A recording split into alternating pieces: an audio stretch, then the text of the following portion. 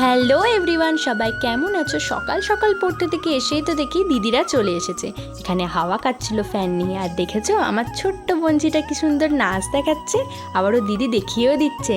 তারপর ready shady হয়ে আমরা কোথায় যাচ্ছি বলো তো? হ্যাঁ, আমাদের মন্দিরে ছিল পুজো, তো সেখানেই চলে যাচ্ছিলাম সবাই মিলে। আর এদিকে পুজোও শুরু হয়ে গেছে, ওই যে দেখতে পাচ্ছ ঠাকুরটা। আর সবার সঙ্গে তো দেখা হয়ে গেছে, এই যে এটা মেঘাদি আর আমার দিদিরা সবাই এখানে গল্প করছিল। আর আমরা ফাঁকে আমি আর আমার বোনঝিরা মিলে তো এখানে ভিডিও করছি।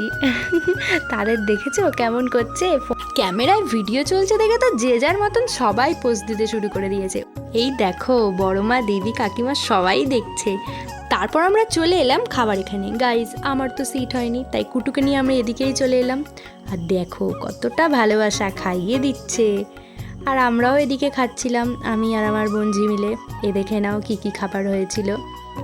খাওয়া দাওয়া শেষ করে আমরা আবার চলে এলাম পুজোর এখানে। আর কাউকে এরকম দেখেছো গলায় মালা দিয়ে সবাইকে শরবত দিচ্ছে? এখানে চলছে হোম।